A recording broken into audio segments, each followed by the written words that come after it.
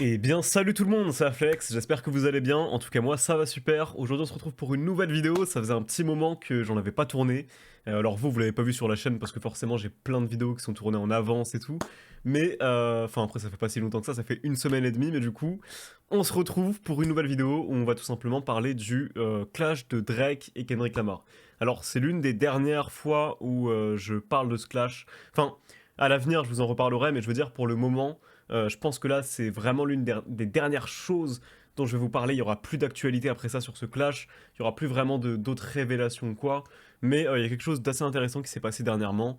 Et il y a beaucoup de gens en fait qui n'ont pas vraiment compris ce qui s'est passé. Mais ça a fait énormément de bruit aux US. Du coup, je me suis dit que j'allais vous apporter quelques éclaircissements concernant cette situation, tout simplement. Alors, comme d'hab, juste avant de commencer cette vidéo, pour tous ceux qui veulent me parler, n'hésitez pas à aller me DM sur Insta. Je réponds à tous les DM, vraiment sans exception, je rigole pas. J'ai vu certaines personnes en fait un peu me dire qu'en gros je répondais pas, que je mentais et tout, mais c'est juste que ces derniers temps les gars j'étais pas en France donc je n'avais pas de 4G, j'étais à New York et quand je suis rentré en fait du coup j'étais très malade, j'étais super malade de ouf. Ça veut dire que du coup en fait j'étais pas forcément bien et tout et je pouvais pas trop répondre, j'étais pas trop sur mon téléphone, enfin je vous avoue que c'était assez compliqué. Voilà c'est pour ça que j'ai pas trop répondu mais sinon je réponds réellement à tout le monde. Donc si tu veux me parler tu m'envoies un DM, moi je te répondrai à coup sûr. Mon Insta c'est aflexyt et comme d'hab je le mettrai en description. Mais du coup sans plus tarder, alors bon comme vous l'avez vu, je pense que là clairement je vous apprends rien du tout les gars. Le clash de Drake et Kendrick Lamar était ouf. D'ailleurs, c'est assez intéressant que je puisse vous en parler maintenant. Parce que forcément, maintenant, j'ai un peu le. Enfin, on a tous eu le temps de prendre du recul en fait sur ce clash. Et là, clairement, je peux vous le dire, à mes yeux, le grand gagnant de ce clash est clairement Kendrick Lamar. Alors maintenant, il y a beaucoup de choses. En fait, il y a beaucoup de manières dont on peut voir ce clash. Moi, je vous parle vraiment juste d'un point de vue musical, ok? Je ne vous parle pas d'un point de vue raison. Je me fous en fait de qui a raison, de qui a menti. En fait, on s'en tape de ça, on va pas parler de ça. Mais d'un point de vue musical, je pense que Kendrick Lamar à la base était mal parti parce que Drake, ce qu'il a lâché sur Family Matters, c'était vraiment un truc de dingue. C'est-à-dire que c'est un clash bien plus puissant que 616 in LA par exemple, ou même Euphoria. Hein. Vraiment Family Matters, je pense que les gens sous-cotent beaucoup en fait les clashs de Drake et c'est dommage parce qu'il manque d'objectivité. Et d'ailleurs on me dit souvent que je suis un suceur de Drake quand je dis ça, mais la vérité c'est que non, je suis juste objectif les gars. Et c'est pas parce que je suis un très grand fan de Kendrick Lamar que je ne sais pas reconnaître le talent de Drake. Qui s'est très très bien battu dans ce clash et qui a clairement secoué Kendrick. Hein. Parce que je peux vous dire qu'avant qu'il sorte Meet the Grams, Kendrick n'avait pas du tout l'avantage dans ce clash, Drake était très très fort, et ce qu'il avait de son côté, c'était vraiment du lourd. Mais du coup, je le dis depuis le jour même où le morceau est sorti, pour moi Meet the Grams, c'est juste que c'est vraiment du pur génie. C'est-à-dire que ce morceau est littéralement parfait. Je ne vois même pas comment Kendrick aurait pu sortir quelque chose de mieux que ça. C'est parfaitement écrit. Les intonations qu'il prend dans sa voix sont incroyables. La prod de Alchemist en plus, elle est légendaire en fait. En fait, tout est parfait dans ce morceau. C'est simple, c'est une diss track 10 sur 10. Vraiment. Je ne sais pas ce qu'il aurait pu faire de mieux, mais sincèrement, ce morceau, quand je l'ai écouté, j'étais impressionné. Vraiment, j'étais même choqué, pour vous dire, vous voyez. Donc c'était vraiment un truc de dingue. Et en plus, quand il a lâché Not Like Us après, voilà, forcément, c'était un enchaînement hyper puissant. Sachant qu'en plus c'est un hit, donc ça doit être très compliqué pour Drake de vivre ça à mon avis parce que quand même, faut savoir que Drake en fait c'est ce qu'il avait fait à la base à l'époque à Meek Mill, c'était en 2015 du coup quand il avait lâché Back to Back.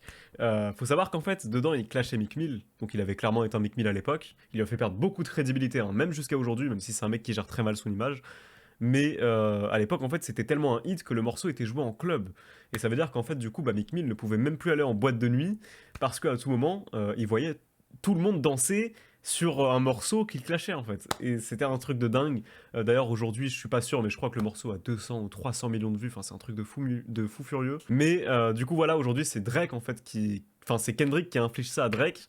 Ça doit lui faire très mal, donc franchement c'est chaud. Ce clash était très très chaud, mais très très beau à voir. Mais du coup, justement, ce qui s'est passé en fait dernièrement, et ça fait plusieurs jours en fait que c'est arrivé, je l'ai vu quand j'étais à New York, j'étais comme un ouf quand j'ai vu cette vidéo. Mais en gros, pour que vous compreniez vraiment, genre pour que toi derrière ton écran tu comprennes de manière claire, parce que j'ai l'impression qu'il y a personne qui a compris en France. En gros, il y a un mec sur Twitter qui a créé un compte qui est devenu très connu en 2 secondes. C'est-à-dire que là, en quelques jours, je crois qu'il a chopé 120 000 abonnés, enfin un truc comme ça. Il a fait des millions de vues. Ce compte-là, en fait, c'est un compte qui venait d'être créé, hein, spécialement pour le Clash. Et en fait, en gros, ce compte, c'est tout simplement un compte qui a publié une vidéo où on voit, c'est une vidéo dans la nuit en plus, genre hyper sombre et tout, grave chelou, où on voit en fait toutes les affaires qu'on voit sur la cover de Meet the Grams, donc de Kendrick Lamar, mais dans la vraie vie. C'est-à-dire que là, on voit vraiment tous les morceaux qui sont suspendus, enfin tous les morceaux, je veux dire, tous les vêtements en fait, même il y a plein de factures, enfin il y a plein de trucs, mais en gros, toutes les affaires qui sont suspendues, et on les voit avec la cover de Meet the Grams et le morceau qui est joué en fond,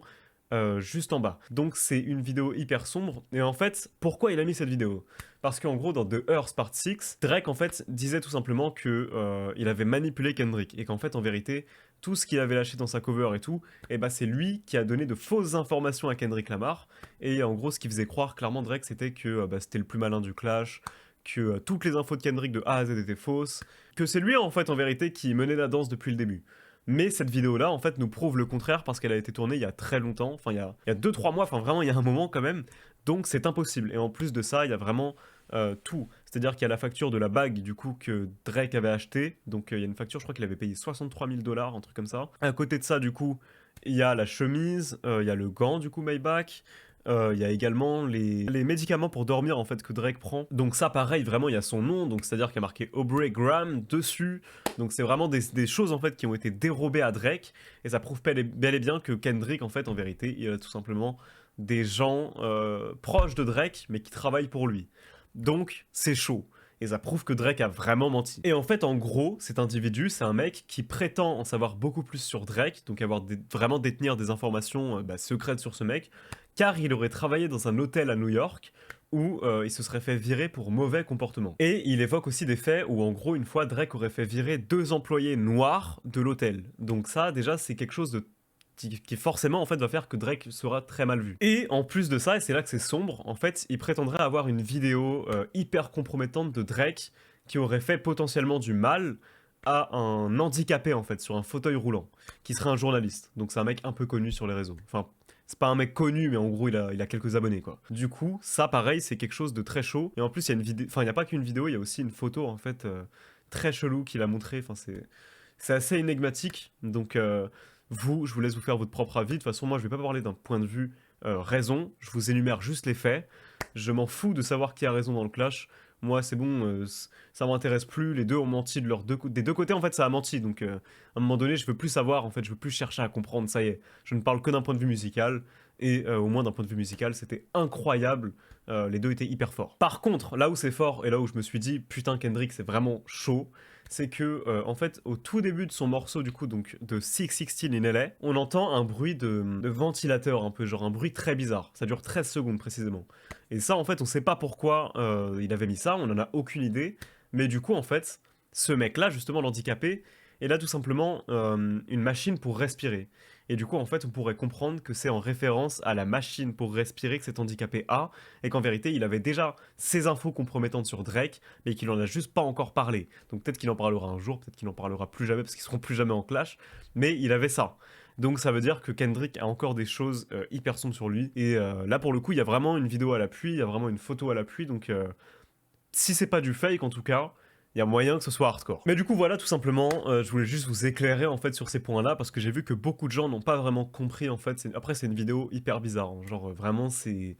Tu la vois en fait, tu te dis c'est lunaire, genre qu'est-ce que c'est que ce truc, on dirait un film. Enfin le mec a l'air de détester Drake sur la vidéo. Genre il a vraiment pris la vidéo en pleine nuit et tout, enfin c'est sombre de ouf. Mais du coup voilà, j'espère que vous aurez mieux compris avec mes explications et voilà tout simplement. D'ailleurs concernant Drake, je vois que c'est assez chaud. Du coup pendant que j'étais pas en France, j'ai vu qu'il y a plusieurs personnes qui ont tenté de s'introduire à 3 reprises chez Drake.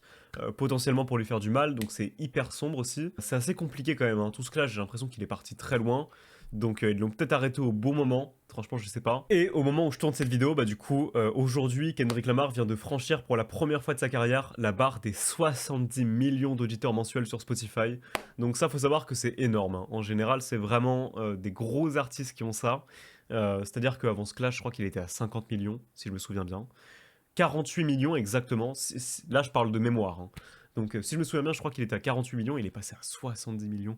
Enfin, c'est un truc de dingue. Et je sais qu'il y a un an, Kendrick Lamar était à 35 millions d'auditeurs mensuels sur Spotify.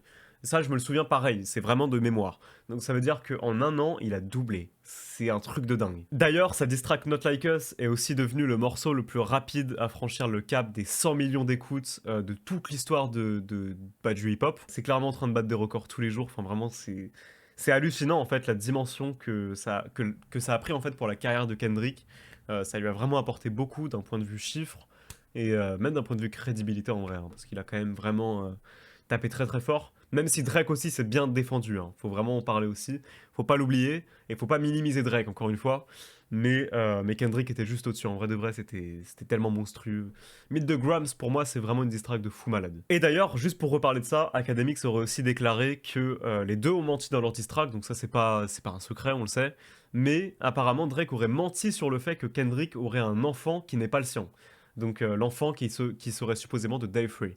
Donc apparemment c'était un mensonge, du coup voilà, je l'ai vu, je vous le dis, et je vous donne tout simplement l'info. En tout cas voilà, moi j'ai pas non plus énormément de choses à raconter, mais voilà, je voulais tout simplement vous donner ces quelques infos parce que je pense que c'est assez intéressant, en espérant que vous aurez aimé ma petite vidéo quand même. Au passage les gars, je vous ai préparé une grosse vidéo d'1 heure sur Kodak Black, Balou sera dedans d'ailleurs, donc je l'ai terminé au moment où je tourne cette vidéo. Du coup, je vais vous la sortir très très bientôt. Pour tous ceux qui veulent la voir en avant-première, j'aimerais l'envoyer à quelques personnes pour avoir un avis avant de la sortir. Donc si vous voulez la voir, envoyez-moi un DM sur Insta. C'est une vidéo d'1 heure sur toute l'enfance, tout le vécu de Kodak Black et toute sa carrière tout simplement. Donc vous me dites, je l'enverrai à quelques personnes, clairement pas tout le monde. Peut-être au maximum à 5 personnes. Mais du coup voilà, j'aimerais avoir des avis, donc franchement n'hésitez pas. Et encore une fois, mon Insta c'est AflexYT. En tout cas sur ce du coup, moi je vais vous laisser là les gars. Ciao, merci à tous ceux qui me donnent de la force. C'était Aflex et à très bientôt pour de nouvelles vidéos. Ciao!